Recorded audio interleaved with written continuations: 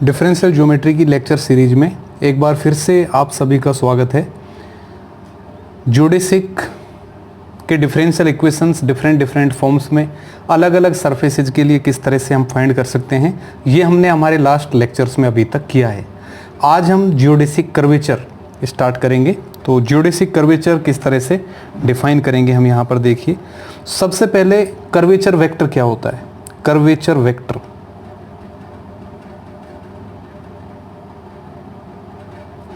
तो curvature vector क्या होगा, हम ये कहते हैं कि ये कोई भी कर्व हमारे पास है, इस कर्व का कोई भी पॉइंट अगर P मैं कंसीडर करूं, सपोज P इस कर्व का कोई भी एक पॉइंट मैंने लिया P, इस पॉइंट P पर अगर टेंजेंट हम ड्रॉ करें, टेंजेंट, और पॉइंट P का पोजीशन वेक्टर सपोज क्या है, R vector, R vector.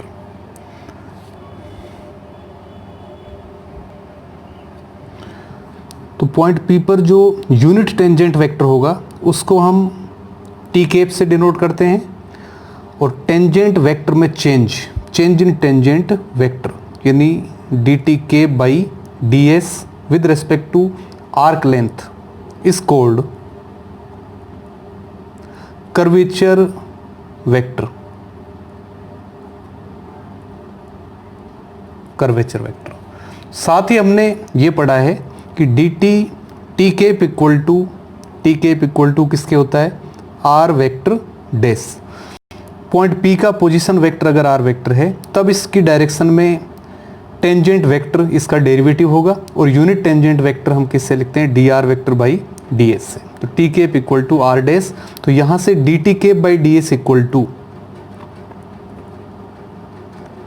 R double dash, are double dash. तो ये आर डबल डैश जो यहाँ पर आ रहा है इसे हम क्या कहते हैं, कर्वेचर वेक्टर कहते हैं। तो कर्वेचर वेक्टर अगर आपके पास है किसी भी सरफेस पर, सपोज ये हमारे पास कोई भी एक सरफेस में बना रहा हूँ, सपोज ये सरफेस हमारे पास है, ठीक है। इस सरफेस पर ये मैंने इस सरफेस का एक पॉइंट ले लिया, एक कर्व में यहाँ पर ड्रॉ कर रहा हूँ, और मान लेते हैं कि इस कर्व के लिए ये कर्वेचर वेक्टर हमारे पास बन रहा है R double dash, are double dash. तब अगर ये कर्व ज्योडेसिक है तो इस वेक्टर के दो रिजोल्व पार्ट हम यहाँ पर लिखेंगे। तो रिजोल्व पार्ट्स में कौन कौन से दो पार्ट्स लेंगे, एक पार्ट तो हम यहाँ पर इसका क्या लेंगे, सपोज पॉइंट P पर ये कोई भी टेंजेंट प्लेन है, और पॉइंट P पर सरफेस का जो टेंजेंट है, ध्यान रहे सरफेस का टेंजेंट सपोज पॉइंट P पर मैं इस डायरेक्शन में ले रहा हूँ, इसको मैंने लिख दिया suppose kg vector, kg vector. और साथ ही सरफेस का जो नॉर्मल है इस पॉइंट पर, उसकी डायरेक्शन में जो वेक्टर है उसको, या कर्वेचर है उसको मैं लिख देता हूँ kn वेक्टर से, ठीक है। तो यहाँ पर कर्वेचर वेक्टर के दो रिजोल्व पार्ट में बना रहा हूँ। कर्वेचर वेक्टर इस कर्व के टेंजेंशियल की डायरेक्शन में है। अब मैं इसके दो रिजोल्व पार्ट कहाँ ले रहा हूँ, पॉइंट P पर एक तो मैंने क्या बनाया, सरफेस का टेंजेंट की डायरेक्शन में, दूसरा मैंने सरफेस के नॉर्मल की डायरेक्शन में। तो सरफेस की टेंजेंट की डायरेक्शन में kg वेक्टर हमारे पास आ रहा है, ये इसका रिजोल्व पार्ट हो गया कर्वेचर का। और इधर नॉर्मल की डायरेक्शन में जो कर्वेचर है रिजोल्व पार्ट इसका, उसको हम किससे लिख रहे हैं, kn वेक्टर से लिखते हैं। तो यहाँ पर जो kg वेक्टर मैं ले रहा हूँ, kg वेक्टर, इसे हम कहते हैं geodesic curvature vector, geodesic curvature vector. इसका मतलब जियोडेसिक कर्वेचर वेक्टर क्या है, पॉइंट P पर सरफेस के टेंजेंट की डायरेक्शन में जो कर्वेचर वेक्टर होगा उसे हम क्या कहेंगे, जियोडेसिक कर्वेचर वेक्टर। साथ ही kn वेक्टर, kn वेक्टर, इसको हम लिख रहे हैं नॉर्मल कर्वेचर वेक्टर।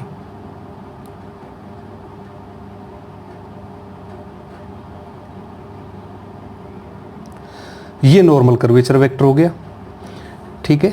तो हम ये कह रहे हैं कि kg वेक्टर और kn vector R double dash के रिजोल्व पार्ट है। सो क्या होगा, अगर ये इसके कंपोनेंट्स हैं, रिजोल्व पार्ट्स हैं, तो are double dash equal to हम किसके लिख सकते हैं, R vector double dash equal to N vector और प्लस के जी वेक्टर, इक्वेशन नंबर 1, ये अपने पास आ गया। अब मैं यहाँ पर के एन वेक्टर और के जी वेक्टर की वैल्यूज फाइंड करूँगा। तो के एन वेक्टर नॉर्मल की डायरेक्शन में कर्वेचर, यानी कि नॉर्मल कर्वेचर। तो नॉर्मल कर्वेचर किससे लिखते हैं हम? नॉर्मल कर्वेचर हम किससे लिखते हैं? कप्पा एन और कैपिटल एन के, ठीक है। क्योंकि जियोडेसिक के लिए स्मॉल एन केप, क्योंकि ये हमारे पास होता है curvature, normal curvature kappa N into small N cap, और जियोडेसिक के लिए स्मॉल एन केप किसके इक्वल होता है? कैपिटल एन केप के। तो जियोडेसिक यहाँ पर सरफेस के पॉइंट पी पर मैं क्या लिख सकता हूँ? K N vector equal to kappa N into N cap. तो ये तो नॉर्मल कर्वेचर वेक्टर हमारे पास हो गया, सपोज रिलेशन नंबर 2। साथ ही के जी वेक्टर की वैल्यू अगर हम निकालना चाहें तो के जी वेक्टर देखो किस तरह से आप फाइंड कर सकते हैं। अगर इक्वेशन 1 का आर डैश से मैं डॉट प्रोडक्ट करूं, taking scalar product of equation 1 with R dash, taking dot product of 1 with R dash, क्या बनेगा? R dash dot are double dash equal to R dash dot K N vector plus R dash dot K ji vector, ये आ रहा है। अब देखिए T cap equal to किसके है? Are dash के। तो T cap square equal to किसके होगा? आर डैश स्क्वायर के। और टी केप यूनिट वेक्टर है तो ये T cap square equal to किसके होगा? 1 के।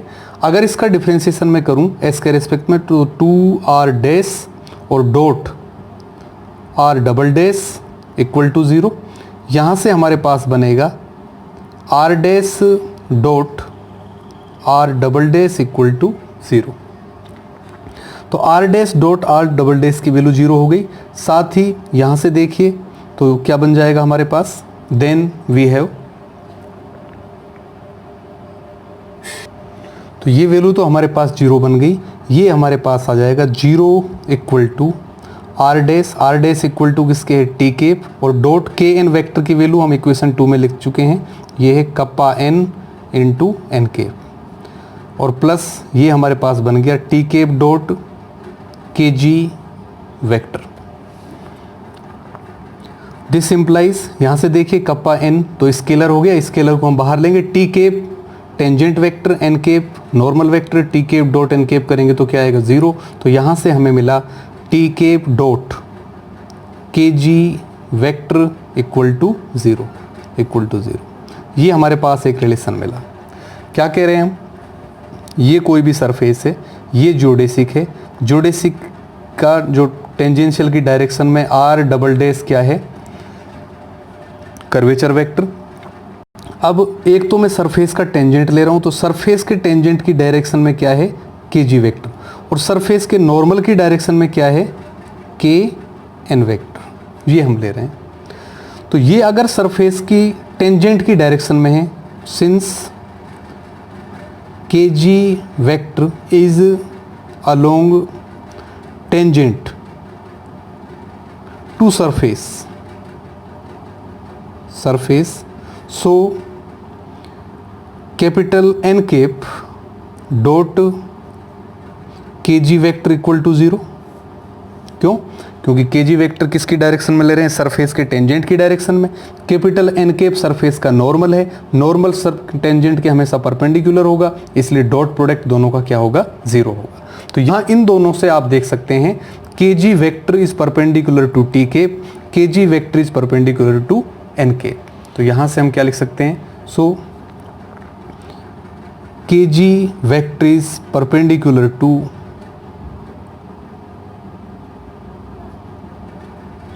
Capital N cap and T cap. This implies K ji vector is parallel to N cap cross T cap. तो कोई भी वेक्टर अगर सी वेक्टर ए और बी के परपेंडिकुलर है तब सी की डायरेक्शन क्या होगी, ए क्रॉस बी, तो K ji vector is parallel to N cap cross T cap. और यहाँ से मैं लिख सकता हूँ दिस इम्प्लाइज के जी वेक्टर इक्वल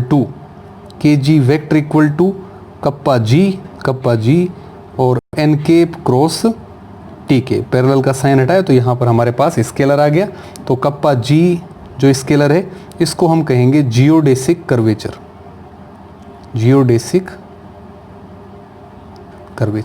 तो ये कप्पा जी वेक्टर की वैल्यू हमारे पास आ गई इक्वेशन नंबर 3। अब इक्वेशन 1 में इक्वेशन 2 और 3 से हम वैल्यूज रखेंगे। तो क्या था, देखो इक्वेशन 1 तो क्या था हमारे पास, R double dash equal to kappa N plus kappa या के एन वेक्टर प्लस के जी vector. K N vector equal to किसके आ गया था, kappa N into capital N cap. ये इक्वेशन 1 था, ये इक्वेशन 2 था हमारे पास। इक्वेशन 1 के अंदर 2 और 3 की वैल्यू यानी के एन वेक्टर और के जी वेक्टर दोनों की वैल्यू हम रख रहे हैं। तो using 1, 2 and 3 in 1, using 2 and 3 in 1 क्या आ जाएगा, R double dash equal to K N vector. तो के एन वेक्टर की वैल्यू तो क्या है, kappa N into N cap plus के जी वेक्टर की वैल्यू क्या है, kappa G into N cap cross T cap. ये हमारे पास बन गया। तो जियोडेसिक कर्वेचर हमें फाइंड करना है, यानी कि के जी की वैल्यू हमें यहाँ पर फाइंड करनी है। तो इसका मैं n cap cross T cap से पूरे का डॉट प्रोडक्ट कर रहा हूँ। तो taking dot product with n cap cross T cap we have क्या बनेगा, r double dash dot N cap cross T cap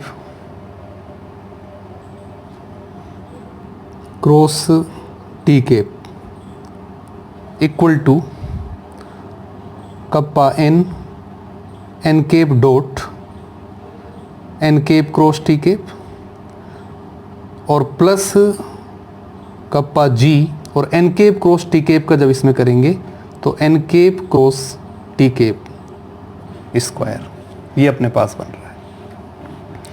इसको सिंप्लीफाई करें तो यहाँ से मुझे मिलेगा this implies R double dash dot N cap cross T cap equal to R dash which is equal to, ये क्या बनेगा आपके पास, triple product N cap T cap. तो एन कैप रिपीट होगा तो ये वैल्यू 0 बन गई और यहाँ से इक्वल टू कप्पा जी, क्योंकि n cap cross T cap 1 आएगा, उसका स्क्वायर करेंगे तो वापस 1। तो finally kappa g equal to क्या बन रहा है, triple product r double dash n cap r dash. और इसको मैं इस तरह भी लिख सकता हूँ, kappa g equal to cyclic order में ले रहा हूँ इसको, एन कैप फिर क्या आ जाएगा आर डैश और आर डबल डैश। तो ये जियोडेसिक कर्वेचर की वैल्यू हो गई आपके पास, geodesic curvature.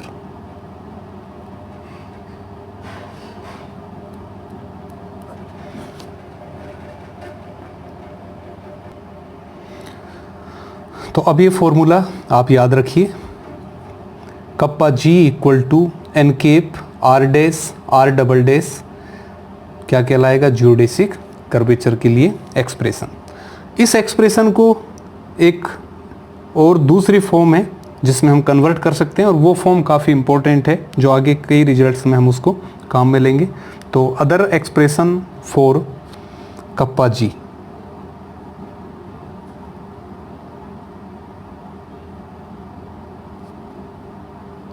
For kappa G, तो डिफरेंट एक्सप्रेशंस आप कैसे यहाँ पर लिख पाएंगे, फॉर या since kappa g equal to N cap r dash are double dash, ये फॉर्मूला हमारे पास है, which is equal to N cap dot r dash cross are double dash, ये है कप्पा जी इक्वल टू, इसको suppose मैंने दे दिया नंबर 1। अगर पैरामीटर एस नहीं लेकर पैरामीटर टी लें तो यहाँ पर डैश चल रहा है अपने पास, तो डॉट में इसको कन्वर्ट करेंगे तो 4 parameter t, since r dash equal to किसके लिखते हैं, D r by d are vector by D s, इसको हम क्या लिख सकते हैं, D r by D t upon d s by D t, which is equal to r dot upon S dot, ये आर डैश की value हमारे पास है।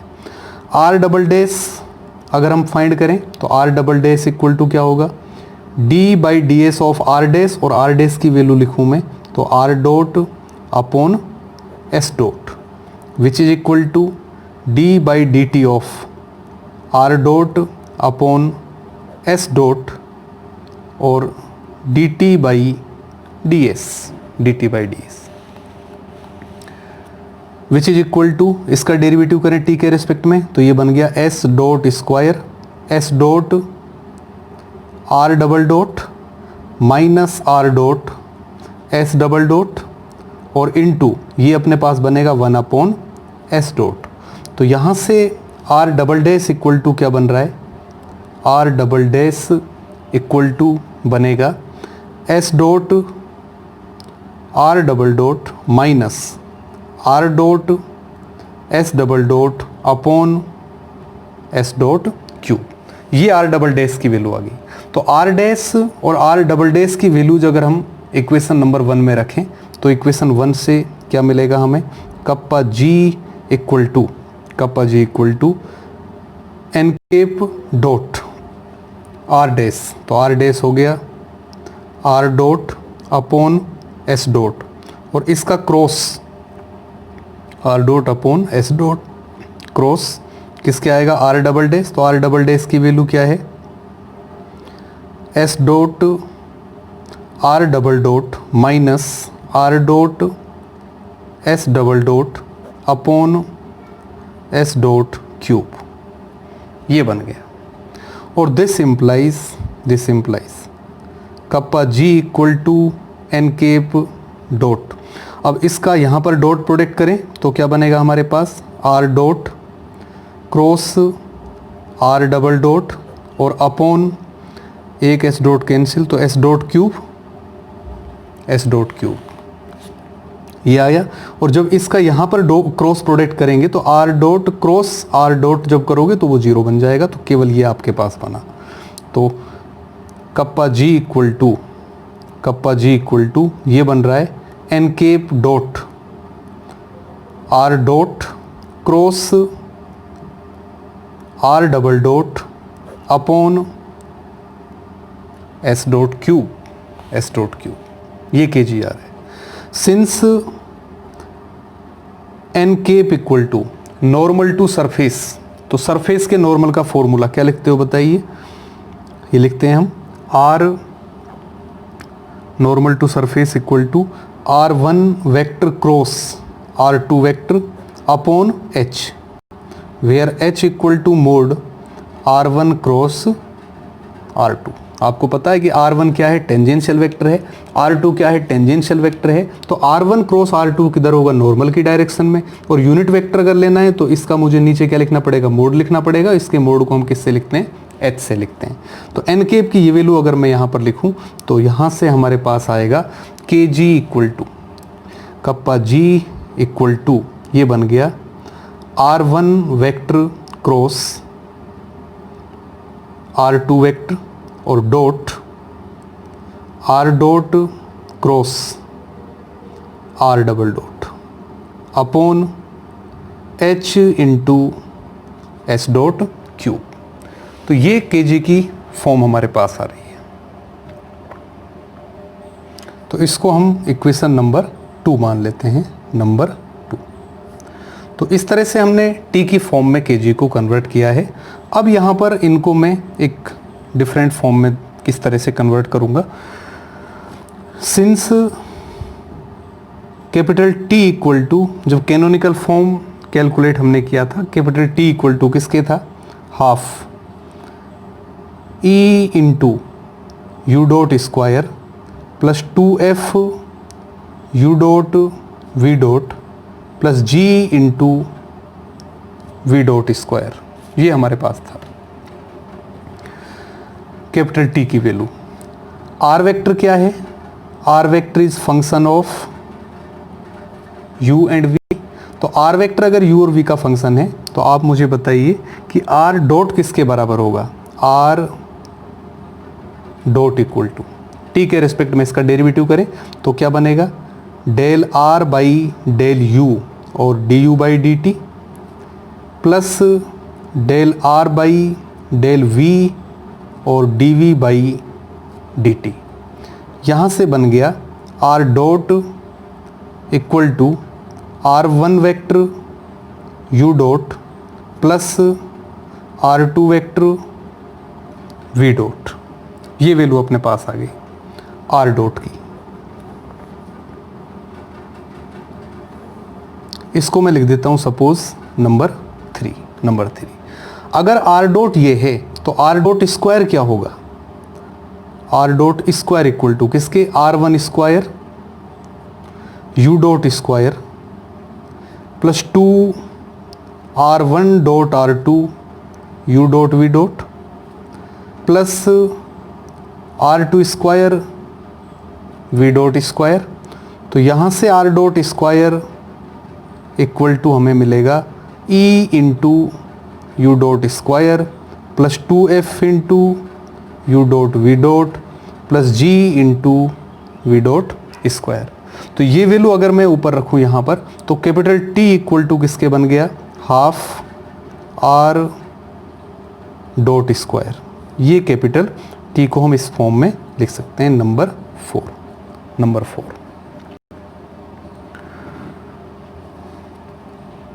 From relation two, from to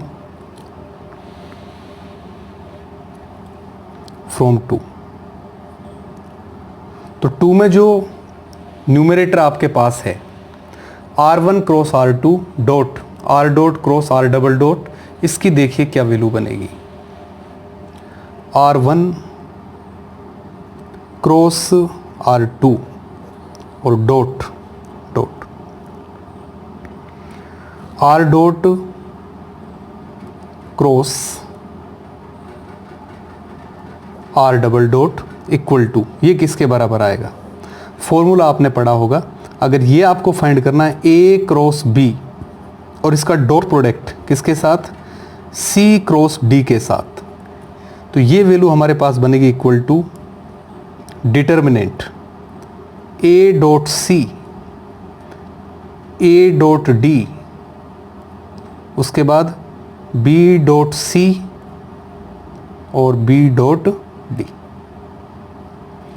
ये डिटर्मिनेंट। तो यहाँ से हम ये फॉर्मूला अगर अप्लाई करें तो ये बनेगा determinant R1 dot R dot फिर R1 का R डबल डॉट में R1 dot R double dot, ये R1 का हो गया। अब R2 का करें तो R2 डॉट R डॉट और R2 dot R double dot, ये अपने पास बन गया, विच इज इक्वल टू, इस डिटर्मिनेंट की वैल्यू क्या होगी, R1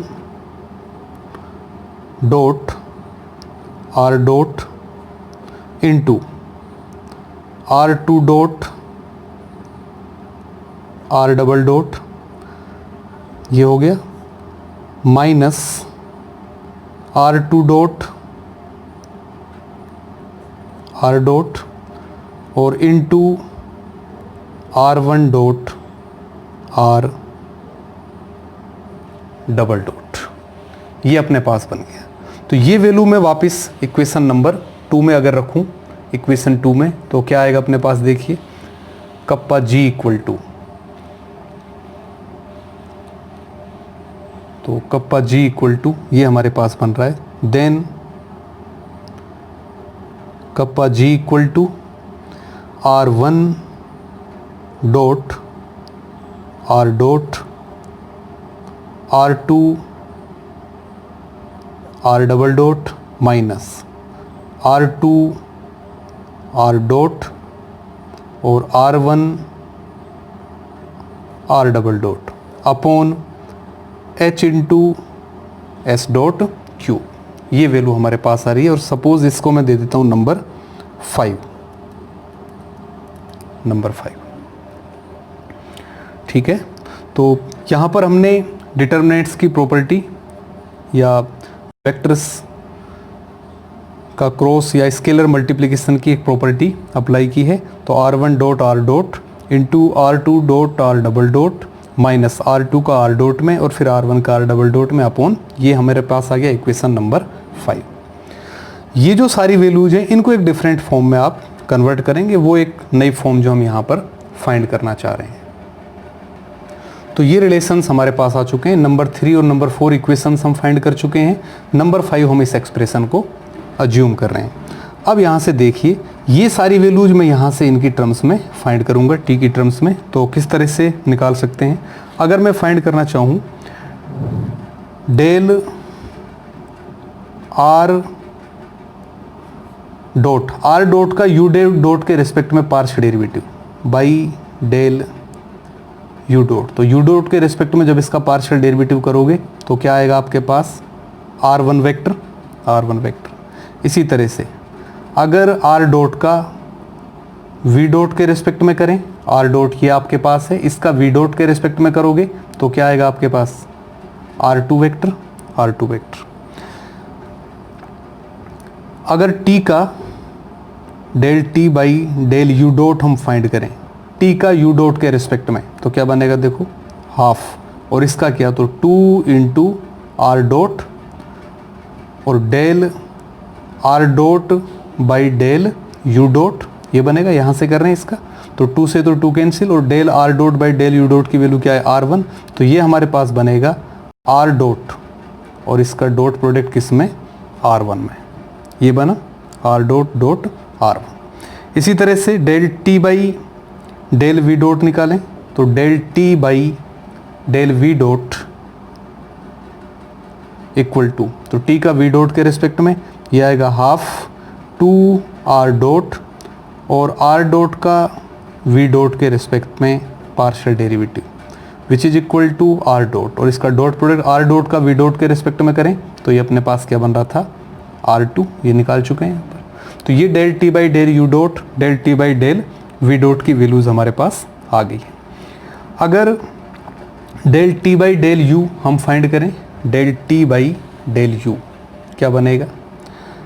del T by del U equal to T का U के रेस्पेक्ट में तो R डॉट, और फिर इसका डॉट प्रोडक्ट क्या बनेगा? क्योंकि 2 से तो 2 कैंसिल हो ही जाएगा। T इक्वल टू हमारे पास क्या चल रहा है? हाफ R डॉट स्क्वायर, इसका कर रहे हैं तो 2 से 2 कैंसिल, R डॉट और फिर R डॉट का U के रेस्पेक्ट में, तो ये बनेगा del R dot by del U, del R dot by del U which is equal to R dot का U के रिस्पेक्ट में। R डॉट इक्वल टू क्या है आपके पास? देखो आप, R डॉट इक्वल टू ये है R1 U dot plus R2 V dot. अगर इसका U के रिस्पेक्ट में करें तो क्या बनेगा? R11 U डॉट और प्लस इसका U के रिस्पेक्ट में क्या? तो R12 V डॉट। तो ये हमारे पास आ जाएगा R डॉट और dot product R11 U dot plus R12 V dot. ये वैल्यू हमारे पास बन रही है। इसको चाहें तो आप इस तरह से लिख सकते हैं which is equal to R dot और इसका dot product d by D T of R1 vector, d by D T of R1 vector, क्योंकि R1 वेक्टर का d बाई डी टी आप करोगे तो क्या आएगा? देखो u R1 किसका फंक्शन बनेगा? u और v का। तो पहले u के रिस्पेक्ट में तो R11 हो गया, u का t के रिस्पेक्ट में u डॉट, फिर v के रिस्पेक्ट में करेंगे तो R12 और फिर v का t के रिस्पेक्ट में करेंगे तो v डॉट। इस तरह से आप इसको लिख सकते हैं which is equal to R dot और ये डॉट प्रोडक्ट किससे हो गया, R1 डॉट हो गया, R1 डॉट। इसी तरह से del T by del v आप लिख सकते हैं सेम इसी तरह से। तो ये सारी वैल्यूज अब एक्सप्रेशन कहाँ पर रखेंगे अपन, या आपको पता है since capital U equal to किसके होता है, d by D T of del T by del you dot minus del T by del you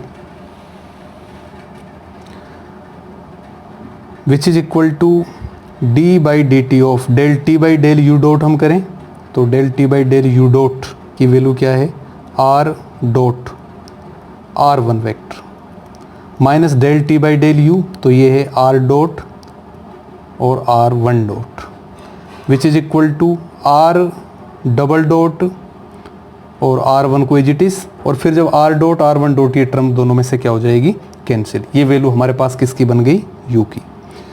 similarly V equal to क्या बनेगा, R double dot R2 vector.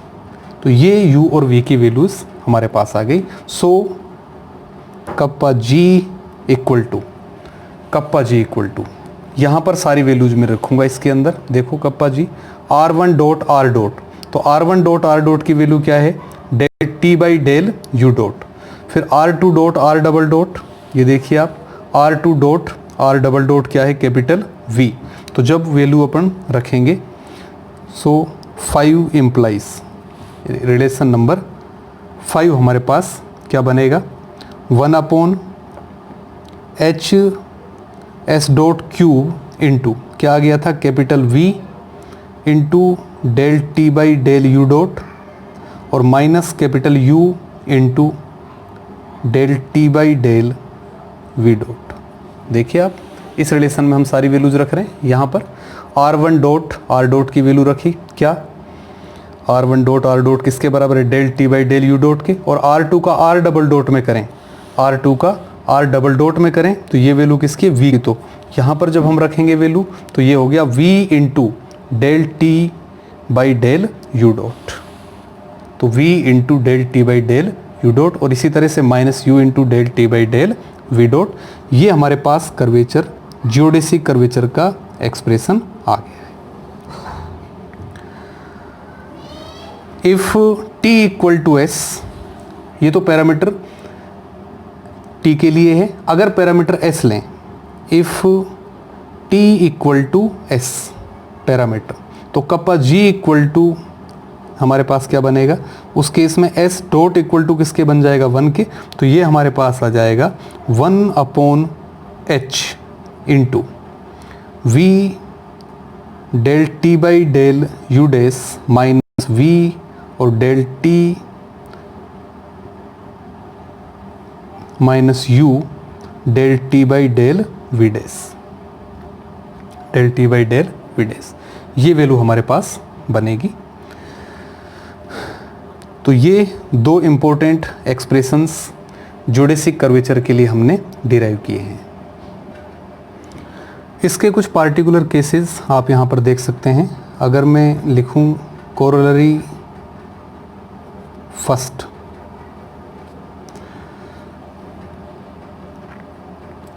आपको पता है necessary and sufficient condition for a geodesic to be, या for a curve, कोई भी curve है u equal to u t, v equal to v t, तो इसकी necessary and sufficient condition, necessary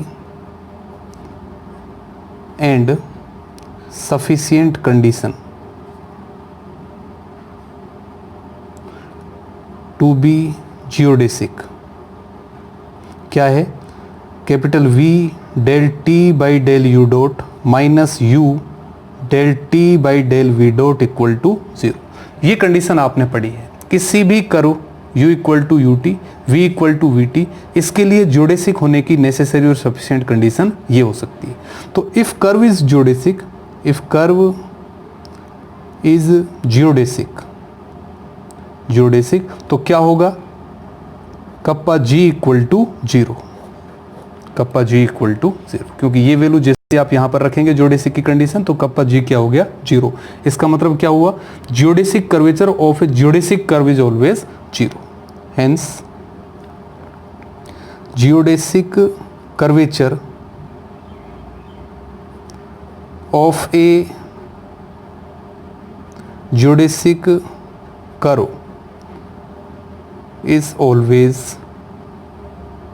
0, is always 0. Second corollary, second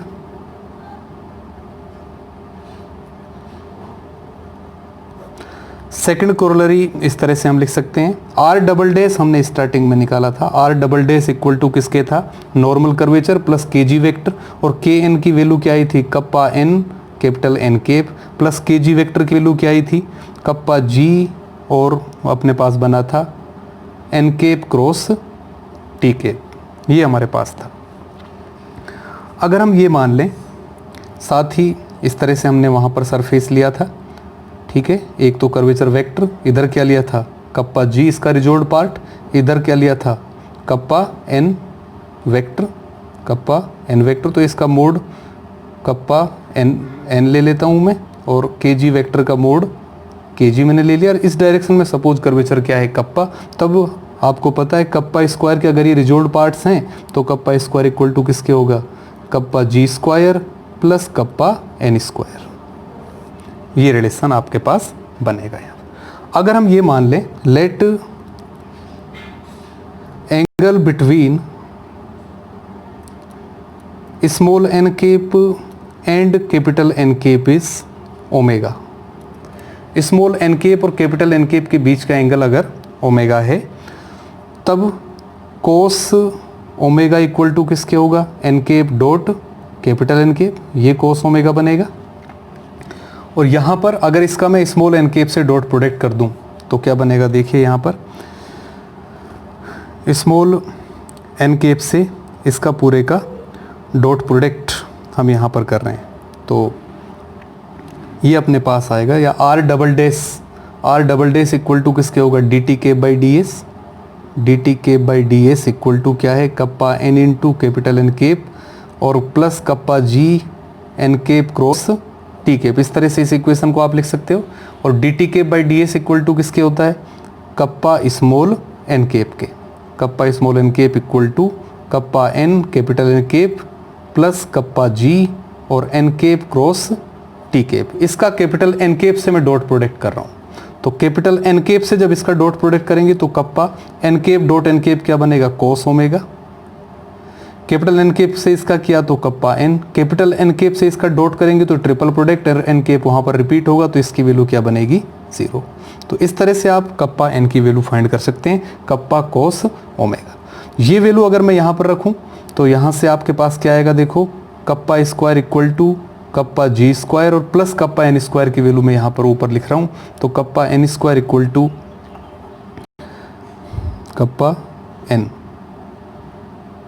kappa N square equal to किसके बनेगा, k square, kappa N square की value हो गई kappa square cos square omega, तो इसको आप इधर लेकर आएंगे तो kappa 1 minus cos square omega sine square omega, तो यहाँ से आपके पास आ जाएगा kappa sine omega equal to kappa G. तो ये इंपॉर्टेंट एक्सप्रेशंस, अगर स्मॉल एन केप और कैपिटल एन केप के बीच का एंगल ओमेगा है, उस केस में नॉर्मल कर्वेचर क्या बनेगी, कप्पा कोस ओमेगा, और जियोडेसिक कर्वेचर क्या बनेगा आपके पास, कप्पा साइन ओमेगा। तो ये भी दो इंपॉर्टेंट रिजल्ट्स हैं। एक और इंपॉर्टेंट रिजल्ट जो इसमें हम देखना चाह रहे हैं, corollary third,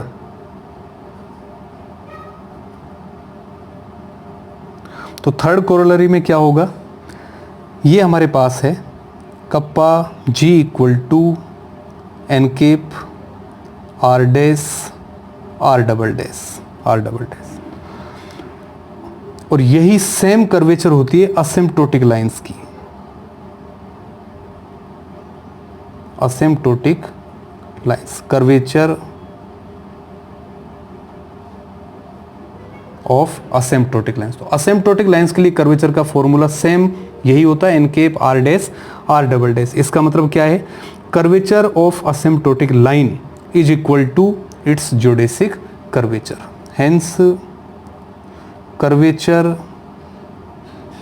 of asymptotic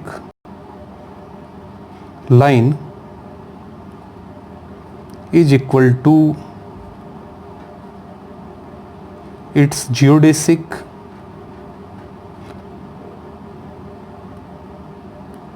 curvature. तो ये कुछ इसके इंपॉर्टेंट कोरोलरीज। तो जियोडेसिक कर्वेचर के बारे में आज हमने पढ़ा है। नेक्स्ट लेक्चर में अभी हम जियोडेसिक कर्वेचर को ही कंटिन्यू करेंगे, कुछ इंपॉर्टेंट रिजल्ट्स अभी इसके हम और फाइंड करेंगे। नमस्कार फ्रेंड्स।